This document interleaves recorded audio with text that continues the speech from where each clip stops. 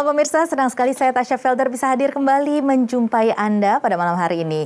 Pemirsa, pandemi yang kita alami tentu merupakan cobaan yang berat bagi kita semua. Indonesia sendiri saat ini masih berjuang untuk mengatasi lonjakan kasus yang kian tajam akibat varian Delta yang tengah merebak. Dukungan kemanusiaan dari keluarga juga sesama tentu merupakan hal yang krusial. Adanya orang-orang yang familiar di sekeliling kita tentu menjadi penguat untuk bisa menghadapi cobaan ini. Tapi bagaimana dengan perantau? Kita akan mengulik kisah dari WNI yang saat ini tinggal di luar negeri, bagaimana perjuangan mereka menghadapi pandemi ini dalam ya atau tidak.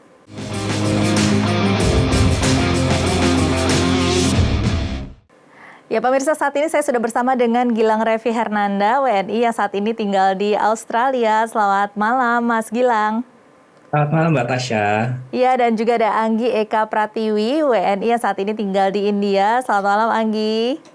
Selamat malam Mbak Tasya. Dan juga ada Andre Asmara, WNI yang saat ini tinggal di Amerika Serikat. Selamat malam Andre. Selamat malam Tasya.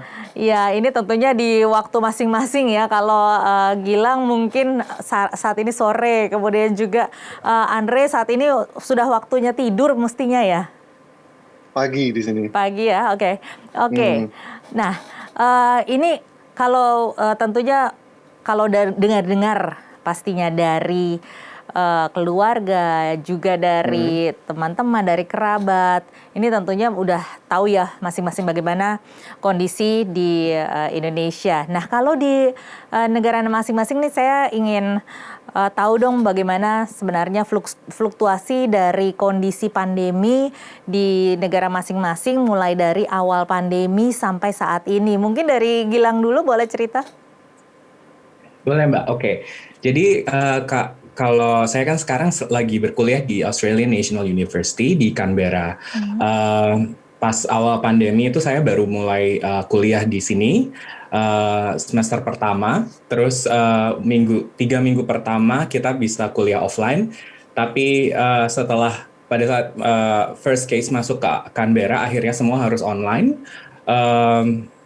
Tapi kalau saya boleh bilang Canberra atau Australian Capital Territory itu lumayan terberkati lah ya, karena setelah Juni tahun lalu kita itu udah nggak ada kasus lagi aktif.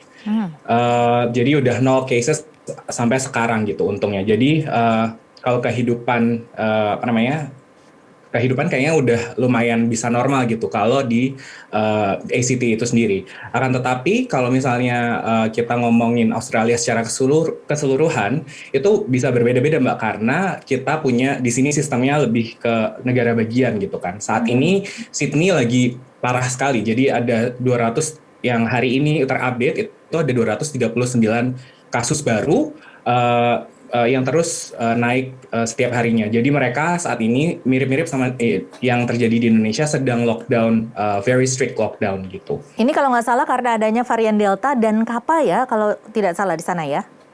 Betul, ada Delta dan Kappa. Itu udah ada di 2 negara bagian at least yang ketahuan tuh. Kalau di India sendiri nih sebenarnya varian Delta ini kan dari India ya, Mbak Anggi nih gimana nih waktu terjadinya itu pandemi dan ketika kasusnya tinggi-tingginya itu, tetapi pada saat ini sebenarnya India kan sudah bisa ya berhasil mengatasi dan mengurangi kasus dengan cukup berhasil begitu, dengan cukup sukses saat ini. Mungkin bisa diceritakan sedikit?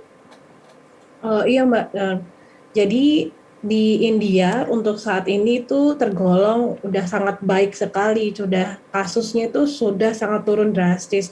Pada saat yang waktu di berita-berita Indonesia kan gencar sekali memberitakan yang ada di India kan second wave tsunami India itu pada bulan April Mei itu tinggi-tingginya, terus India mulai sedikit demi sedikit masih tetap memperlakukan ketat protokolnya seperti kayak di Indonesia lockdown, tapi kalau di sini lockdownnya total lockdown, jadi kita nggak bisa kemana-mana, bahkan keluar pun nggak boleh. Jadi kayak gitu, tapi kondisi sekarang sih lumayan sudah cukup aman untuk saat ini. Kemarin serem banget. Berapa lama itu waktu itu tidak boleh keluar sama sekali yang benar-benar total lockdown itu? 2 bulan, mulai April, Mei, dan awal-awal Juni itu sudah berubah peraturan pemerintahnya. Jadi sedikit demi sedikit dirubah lockdownnya dari full lockdown jadi partial lockdown. Jadi lockdownnya mulai jam 5 sore sampai jam 5 pagi. Kalau untuk pemerintah sendiri kebijakannya ketika lockdown itu apa yang dilakukan bantuannya? Karena tentunya kan semua aktivitas perekonomian dibatasi juga ya. Iya benar. Nah itu apa yang dilakukan? Apakah warga negaranya diberikan bantuan ataupun rakyatnya diberikan mungkin kebutuhan pokoknya dipenuhi atau seperti apa? Nah kalau di India ini kalau untuk bantuan saya malah nggak ada melihat sama sekali bantuan, cuman untuk fasilitas mungkin bantuannya. Kalau di sini kayak rumah sakit gratis, tes kesehatan, tes PCR tes itu juga gratis. Kalau untuk pasokan makanan sendiri kayak di Indonesia itu enggak. Tetapi Kalau biaya kesehatan yang di cover ya? Kalau Andre sendiri di Amerika Serikat seperti apa? Kalau tidak salah kan kemarin sudah sempat ya, sudah copot masker, sudah lepas masker begitu. Kalau sekarang Iya, ini betul. bagaimana?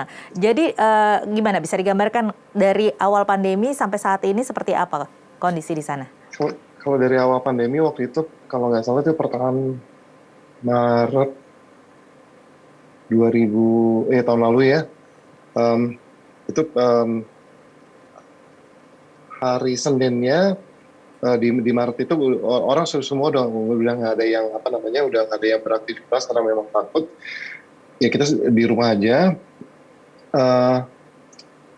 Lumayan lama, bulan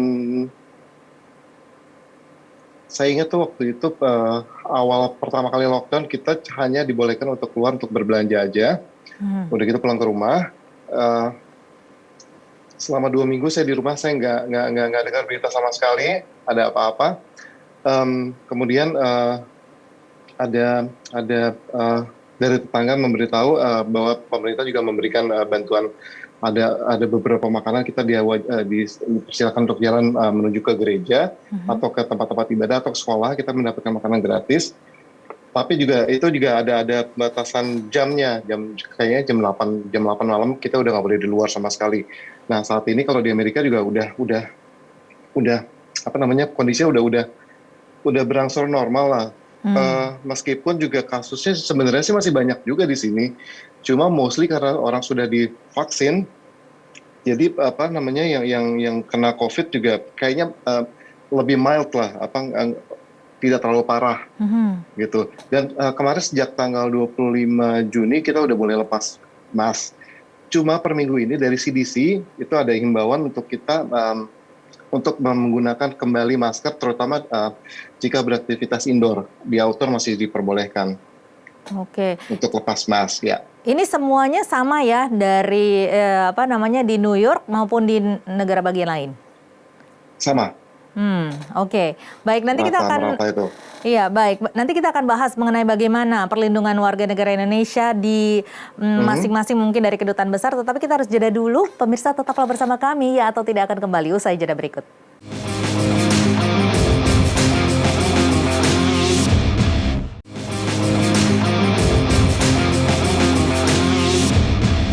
Anda kembali dia atau tidak, tadi kita sudah membicarakan mengenai bagaimana kondisi dari masing-masing negara seperti di Australia, tadi sudah dijelaskan oleh Mas Gilang, kemudian di India oleh Mbak Anggi, kemudian di Amerika Serikat, tepatnya di New York juga oleh Mas Andre. Nah, kalau untuk warga negara Indonesia sendiri yang ada di masing-masing negara kalian ini, apa sih yang dilakukan perlindungan dari pemerintah Indonesia bagi warga negara Indonesia yang ada di sana masing-masing? Anggi mungkin boleh diceritakan. Misalnya ada yang terkena COVID ataupun mau ada kebutuhan-kebutuhan tertentu. Nah, bagaimana perlindungannya? Jadi di sini ada Embassy New Delhi sama Konsulat Jenderal di Mumbai. Itu mereka ngasih hotline yang bisa kita hubungin sewaktu-waktu. Jadi 24 jam pada saat itu. Terus yang kedua, waktu saya kan baru datang ke sini itu bulan Februari, jadi pas parah-parahnya COVID di India. Jadi mereka memberikan bantuan kayak parcel gitu, paket untuk grocery. Jadi kayak beras, teh, kebutuhan pokok lah untuk mahasiswa Indonesia di sini, sama ibu-ibu yang juga di sini, yang ada di sini, yang menikah dengan orang India dan lain sebagainya. Terus juga mereka ada 2 kali mereka kirim ke kita. Yang pertama tadi grocery, yang kedua mereka kirim paket untuk perlindungan diri kayak masker, terus multivitamin seperti itu. Terus jika ada teman kita atau warga negara Indonesia di sini yang kena COVID, mereka akan pantau terus, memberikan informasi-informasi apa yang harus dilakukan, terus harus pergi ke rumah sakit mana, terus dihubungkan dengan rumah sakit yang bekerja sama dengan pemerintah Indonesia yang ada di sini, seperti itu. Oke, kalau Mbak Anggi sendiri pernah terpapar COVID juga atau tidak? Alhamdulillah enggak, karena di kampus saya ini protokolnya ketat sekali. Jadi di sini seringkali kayak ada random sampel PCR test begitu. Jadi saya sejak Februari di sini itu udah 12 kali PCR test. Jadi memang sudah ada pemeriksaan juga secara berkala. Jadi 3T-nya tracking, tracing, dan juga testing ini berjalan dengan baik begitu ya. Dan juga perlindungan kepada warga negara asing yang ada di sana, termasuk juga warga negara Indonesia dari pemerintah sana maupun juga dari pemerintah Indonesia cukup baik. Kalau Mas Gilang sendiri di Australia seperti apa? Kalau dari seperti yang tadi saya bilang sebelumnya, kan kita nggak ada kasus nih Mbak dari tahun lalu. Jadi kalau dari sisi KBRI di Canberra, memang mungkin bantuannya akan lebih banyak ke mahasiswa yang pulang ke Indonesia, kembali ke Indonesia setelah selesai studi gitu. Jadi banyak bantuan yang kami terima dari KBRI Canberra untuk membantu teman-teman kita untuk kembali ke Indonesia gitu. Tapi di waktu yang sama, kebetulan saya juga sebagai Presiden PPIA ANU di sini, kita juga ada engagement sama ACT Health, semacam Kemenkes tapi levelnya negara bagian untuk karena kita dianggap sebagai satu golongan masyarakat yang perlu terus di-engage, menjadi prioritas kalau misalnya ada informasi-informasi kesehatan terkait COVID. Jadi kita banyak komunikasi dengan ACT Health dari sisi negara bagian gitu. Saat ini paling yang sedang digencarkan karena adanya lonjakan kasus di Sydney adalah lebih banyak mengenai vaksinasi sih Mbak. Vaksinasi ya, saat ini vaksinasi untuk yang mencakup warga negara Indonesia saat ini bagaimana? Apakah cukup diperhatikan di sana? Jadi kalau di ACT sendiri vaksinasinya mungkin agak jalannya lebih lambat gitu, lumayan lambat lah. Saat ini saya belum sama sekali dapat any dose of vaccine. Cuman ada beberapa teman-teman saya yang tinggal satu asrama udah mendapatkannya karena mereka usianya lebih tua daripada saya. Jadi di sini ada 4 fase yang fase rollout untuk vaksin 1A, 1B, 2A, dan 2B.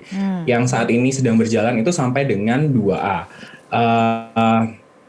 Itu mencakup nakes, aged care workers, kemudian orang lansia, dan juga kalau di ACT saat ini baru mencakup orang-orang usia 30-39. Gitu. Jadi saya baru eligible untuk vaksin, tapi belum bisa booking untuk vaksin begitu. Ini kalau tidak salah di beberapa kota di Australia kan juga ada penentangan ya, demo penentangan terhadap lockdown nih seperti apa nih? Betul. Itu cukup kontroversial karena itu terjadi sekitar 2 atau 3 hari lalu di Sydney yang kebetulan sedang tinggi-tingginya. Jadi mereka mungkin ini kali Mbak, merasa kayak kalau lockdown itu kebebasan mereka tuh dicerabut gitu. Jadi kayak mereka nggak mau menentang lockdown ini karena yaitu kayak mereka ingin beraktivitas seperti biasa, terus mereka merasa kayak itu tuh bisa dengan hanya kita pakai masker di public transport, di indoor dan sebagainya, nggak perlu ada lockdown gitu. Baik, kalau di Amerika Serikat sendiri, Andre, bagaimana kondisinya di sana? Apakah warga negara Indonesia merasa cukup terlindungi? Ya, so far sih warga negara Indonesia yang merasa terlindungi, dan di sini juga dari pihak embassy juga konsulat jenderal Indonesia yang ada di New York juga selalu menginformasikan seperti kayak tadi si Anggi bilang ada hotline khusus Jadi kita apa namanya bisa bisa menghubungi mereka Ini dan kapan mungkin saja bisa ya, meminta pokoknya bantuan kapan kalau ada saja, perlu anytime, langsung. 24 hour. Hmm. Ya, 24 hour itu. Pokoknya langsung aja dikabari apakah terkena COVID atau membutuhkan makanan atau macam-macam. Ya, pasti akan mereka bantu. Itu juga sudah sejak tahun lalu itu mereka membantunya. Kebijakannya dipersulit tidak sih Gitu. kalau ada warga negara lain yang terkena COVID begitu dibandingkan dengan warga negara mereka sendiri? Apakah ada Enggak, perlakuan berbeda? sama, semuanya sama. Mereka tidak memandang apa namanya background warga negara dari mana. Pokoknya kalau kena COVID langsung ditangani. Oke, kalau di Gitu. India sendiri ini seperti yang kita lihat di banyak media ini kan juga banyak sekali ya kasus-kasusnya. Nah ini mungkin nanti kita akan lebih bahas lagi ke sana. Tentunya keluarga pasti akan merasa khawatir ya. Nah ini kita akan bahas di segmen berikutnya. Pemirsa tetaplah bersama kami atau tidak akan kembali usai jeda.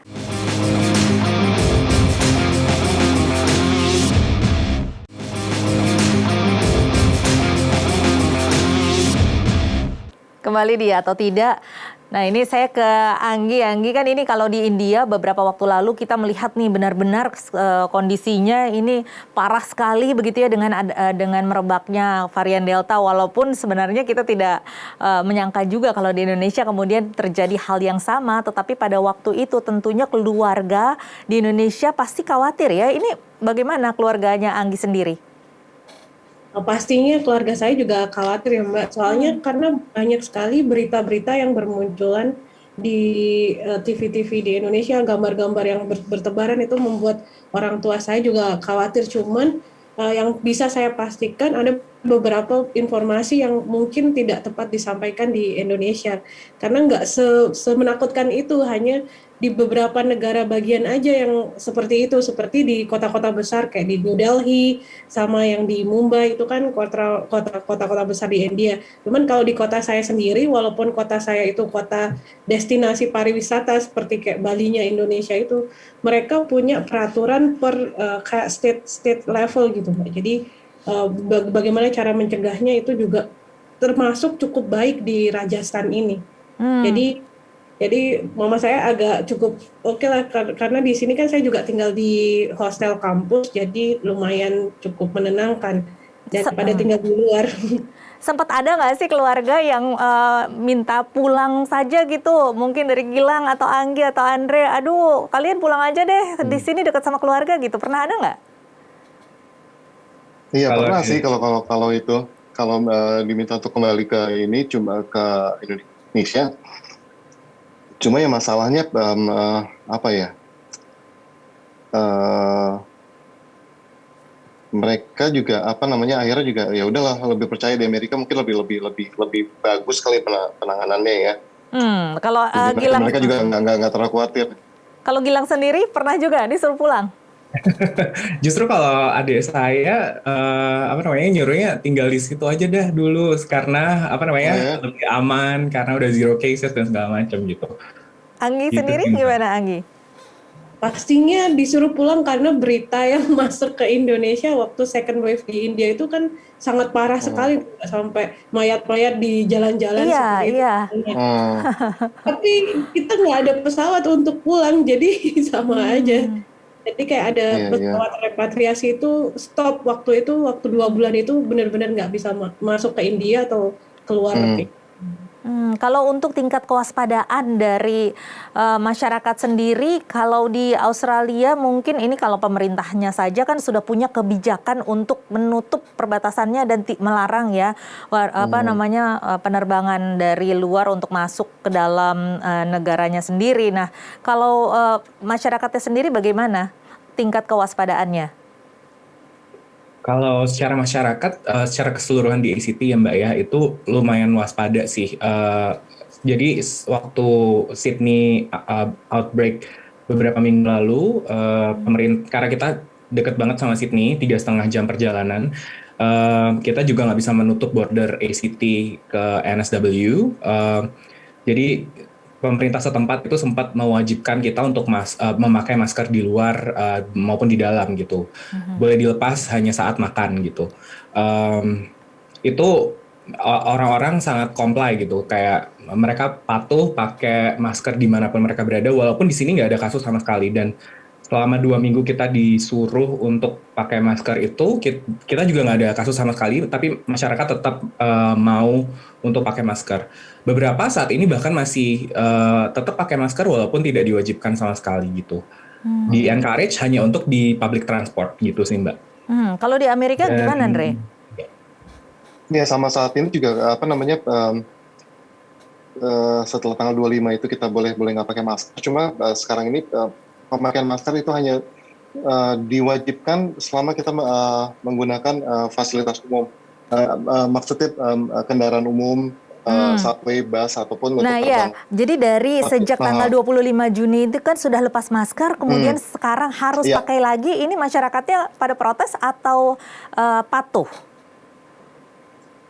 So far sih patuh. Kemarin sejak tanggal 25 itu meskipun sudah diperbolehkan, tapi sebagian besar orang tetap pakai masker. Jadi mereka punya kesadaran sendiri untuk menjaga diri sendiri ya masing-masing. Kalau di India ini kan sebenarnya kurang lebih secara psikologisnya agak mirip dengan Indonesia karena negaranya juga padat sekali begitu ya, dengan jumlah warga negara yang sangat banyak. Anggi, kalau di India sendiri apakah banyak juga hoax-hoax seperti di Indonesia? Kalau dari berita-berita sih kayaknya nggak ada ya Mbak, saya nggak pernah dengar ada hoax-hoax yang melebih-lebihkan beritanya. Cuman mereka di sini udah cukup sadar sih, kayak kemarin kan hoaxnya COVID gara-gara ada kayak kegiatan keagamaan yang di Sungai Gangga itu. Dan itu padahal emang kayak gitu, cuman mereka juga udah mematuhi protokol di situ. Dulunya yang 10.000 orang bisa masuk, terus sekarang dibatasi hanya 30% dari situ. Jadi seperti itu sih. Jadi kalau hoax saya jarang sekali dengar sih di sini, nggak yang dilebih-lebihkan. Cuman malah yang keluar yang ke Indonesia itu yang malah lebih parah. Jadi kalau hoax di Australia sendiri bagaimana? Itu sampai benar-benar menentang lockdown, mungkin juga beredar juga kah hoax-hoax atau seperti apa Gilang kondisinya di sana?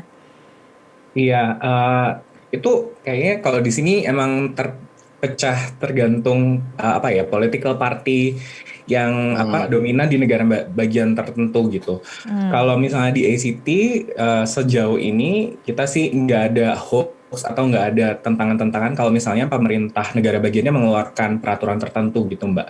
Akan tetapi kalau misalnya di Sydney memang agak lebih, mereka tuh sangat reluctant untuk bilang ini lockdown gitu. Kayak bahkan pada saat ada kasusnya tetap naik beberapa hari di awal outbreak, mereka juga nggak mau bilang kalau ini lockdown. Premiernya tuh nggak mau bilang kalau ini lockdown gitu. Sampai satu titik tertentu kayak udah di atas 100 baru kayak oh ya this is a lockdown. Terus semakin kesini semakin dibikin lebih strict lagi gitu peraturan-peraturannya, kayak jumlah orang yang bisa ada di satu tempat indoor itu semakin dikurangi, terus kegiatan yang diperbolehkan di luar itu juga semakin dibatasi gitu. Masker wajib dimanapun, terus check in check out untuk kontak tracing pakai apps juga diwajibkan sekarang gitu. Oke, baik. Nanti kita akan bahas ya mengenai bagaimana pandangan dari masing-masing mengenai kebijakan yang dikeluarkan oleh pemerintah Indonesia terkait dengan penanganan COVID-19 ini. Kita akan kembali usai jeda berikut ini, tetaplah bersama kami Dia atau Tidak.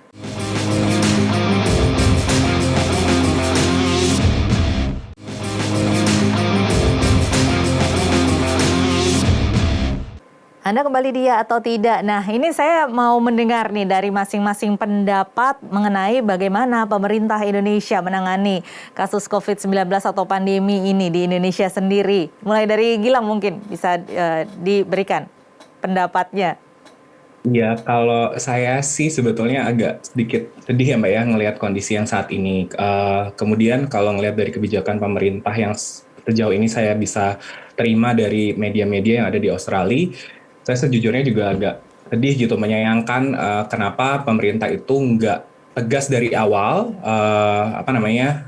untuk menangani COVID ini. Kayak masih banyak yang di awal-awal masih boleh ada kayak turis masuk ke Indonesia, terus habis gitu lockdown nggak mau disebut lockdown, dan kayak pemerintah semakin kesini tuh kayak hanya membutuhkan kayak banyak label aja gitu, kayak PPKM, PSBB, whatever gitu. Tapi kayak yang penting kalau memang mereka punya policy tertentu, reinforcementnya itu yang diperlukan gitu. Kalau memang lockdown, lockdown gitu. Dan itu beneran jangan sampai nggak terlaksana gitu. Dan itu soalnya yang terjadi di sini gitu. Dan itu kenapa juga virusnya juga lumayan bisa dikonten di sini gitu. Kalau di Indonesia kebijakannya mungkin secara tertulis bagus, tapi pelaksanaannya jadi kayak entah dari sisi pemerintahnya kurang tegas, masyarakatnya juga resisten. Jadi banyak faktor sih menurut saya. Tapi agak disayangkan itu kalau saya sendiri itu lebih kepada reinforcement dari policy yang dikeluarkan oleh pemerintah Indonesia sendiri gitu. Anggi mungkin bisa diutarakan pendapatnya.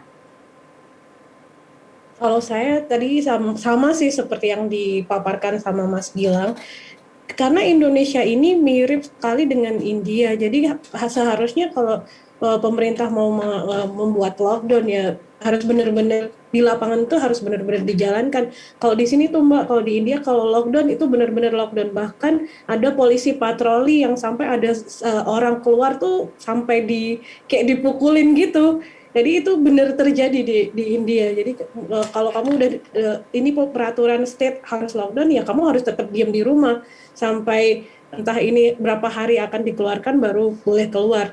Cuman di sini kan peraturannya itu benar-benar bagus, jadi didetailkan. Misalnya toko grocery itu hanya buka jam 8 pagi sampai jam 1 siang. Seperti itu, dan itu dipatuhin mereka. Jadi ya seperti itu. Kalau di Indonesia saya lihatnya ngeri sekali, kayak banyak sekali panic buying gitu di toko-toko swalayan. Kalau di India tuh sama sekali nggak terjadi seperti itu. Bahkan stok makanan pun masih mudah kita dapatkan walaupun second wave yang kemarin itu sangat gila-gilaan. Itu sih menurut saya sangat sedih sekali sih melihat berita-berita yang ada di Indonesia. Padahal sebenarnya karakter dari warga negara atau dari masyarakatnya sendiri kan kurang lebih sama ya, begitu ya, karena kita juga banyak sekali, kemudian juga ya sedikit-sedikit ada ngeyel-ngeyelnya, tetapi tetap bisa dihandle ya. Ya bener sih kalau di India itu. Bahkan sampai di India ini kan banyak banget yang nggak aware sama masker. Itu di sini sampai ada peraturan kalau nggak pakai masker di publik kena denda 500, bahkan denda di tempat harus langsung bayar. Polisinya langsung datang, kamu harus langsung bayar seperti itu. Dan ini diberlakukan benar-benar strict ya, benar-benar tegas. Tegas banget kalau di sini. Nah, kalau makanya turunnya cepat sekali Mbak di India ini. Langsung cepat terkonten dengan baik ya. Iya benar. Baik, kalau Andre di Amerika sendiri kan sebenarnya kalau di New York ya kurang lebih juga mungkin kalau kita bisa sama-sama ini sedikit begitu ya dengan Jakarta gitu. Ini sama-sama juga kota dengan banyak penduduk, kemudian penduduknya pun bervariasi dari berbagai daerah juga ada ya di sini gitu kan, sama seperti di sana. Nah, ini apa bervariasi juga begitu kepatuhannya, kemudian juga apakah mungkin pemerintahnya juga bagaimana sih memberlakukan peraturan di sana dibandingkan dengan di sini? Anda melihatnya seperti apa kalau di sini? Kalau di Indonesia, ya seperti yang tadi yang Gilang sama si Anggi juga bilang,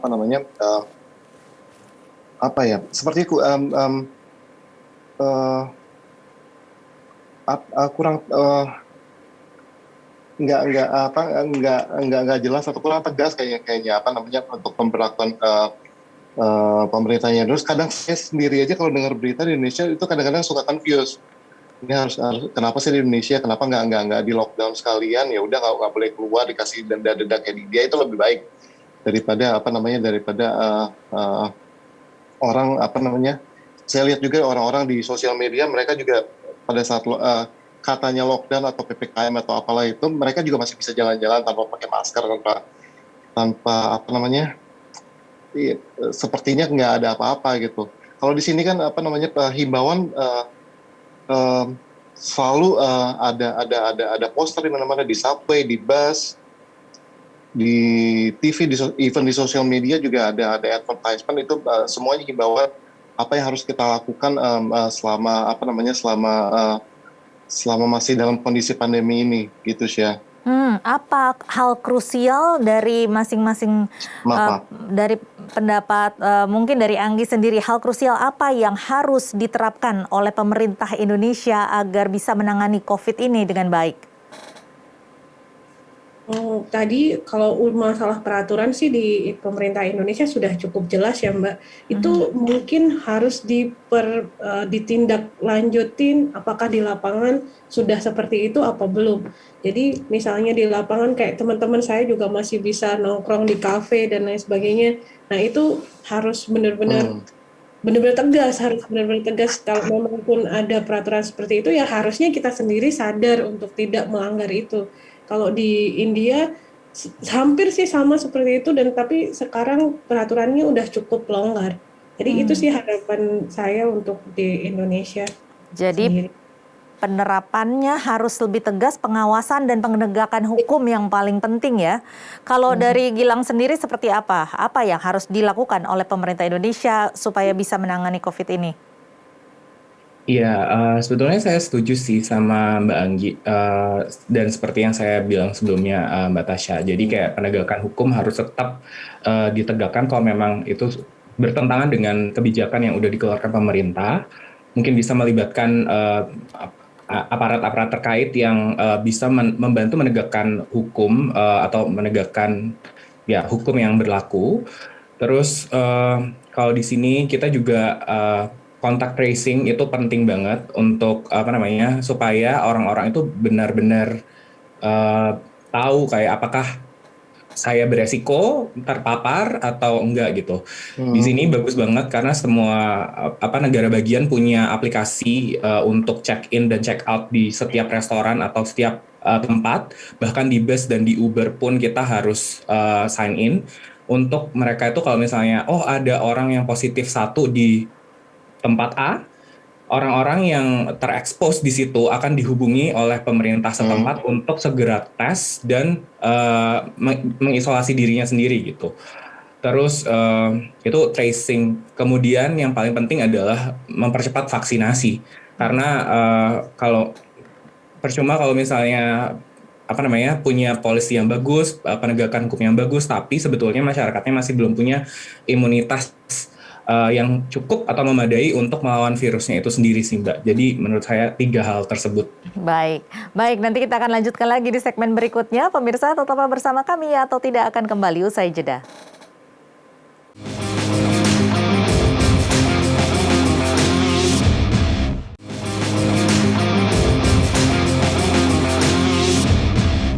Kembali di atau tidak, tadi seperti dikatakan Gilang bahwa salah satu yang harus perlu diperhatikan adalah vaksinasi. Nah, kalau kita ketahui ini di Amerika kan sebenarnya vaksinasi ini sudah sangat mudah sekali ya didapatkan karena mungkin beda ya dengan negara-negara berkembang, negara maju ini sangat mudah mendapatkan akses vaksinasi.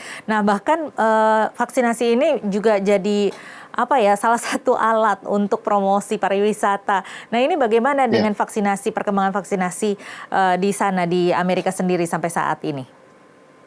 Sampai saat ini vaksinasi itu kita bisa dapat di mana aja, even di subway station kita bisa minta untuk vaksinasi. Dan setiap farmasi yang ada di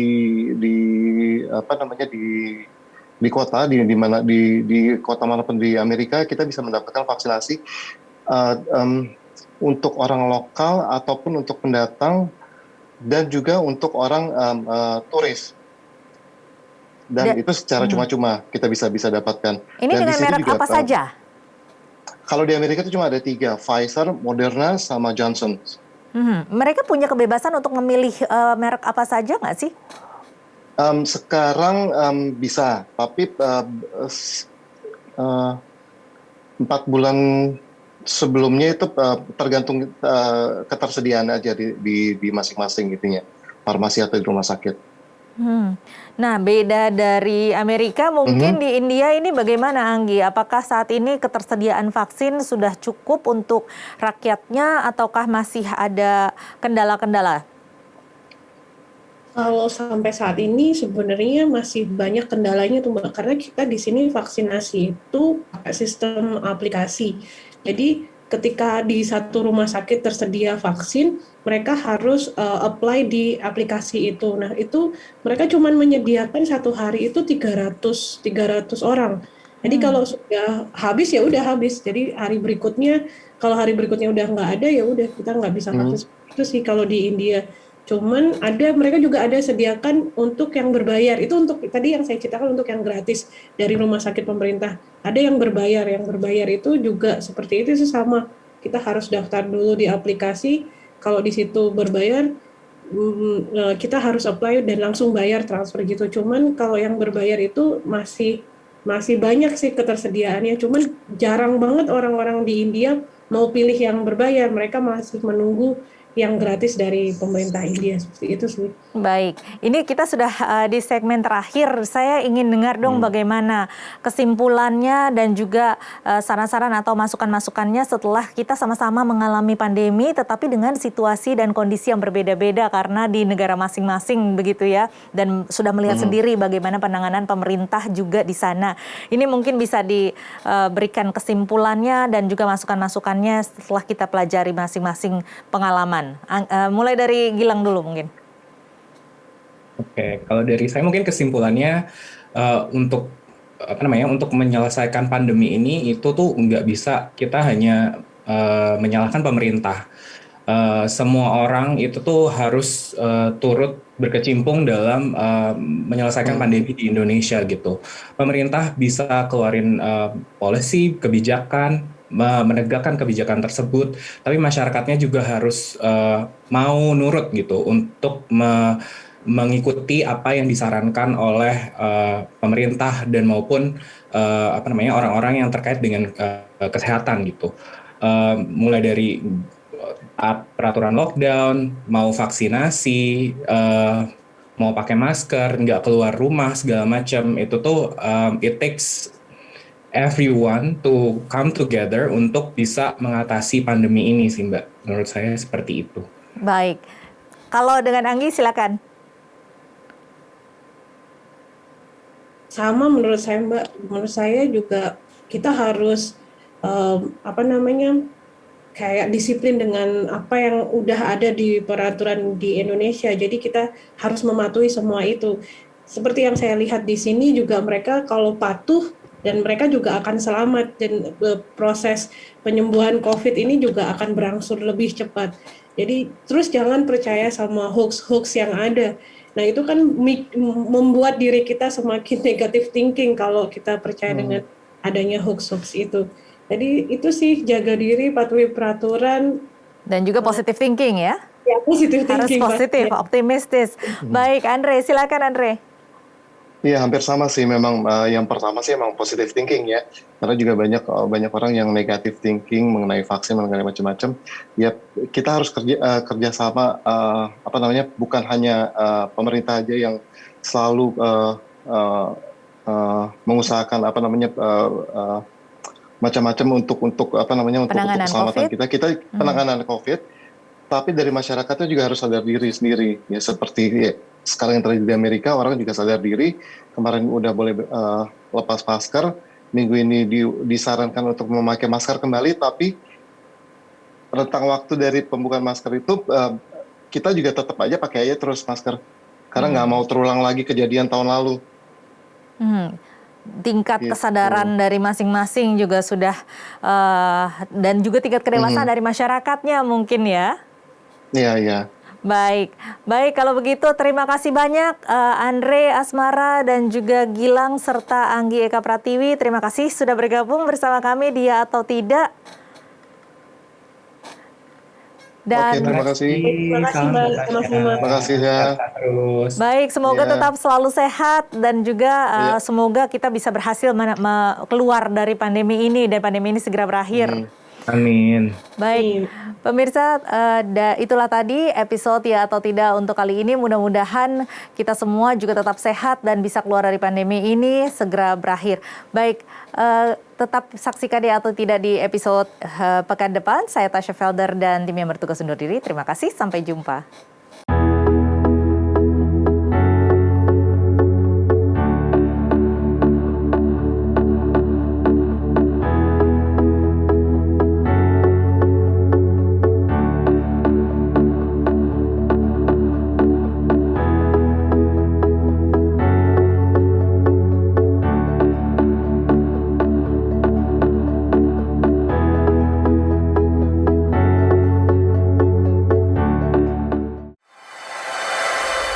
NTV Sahabat Kita.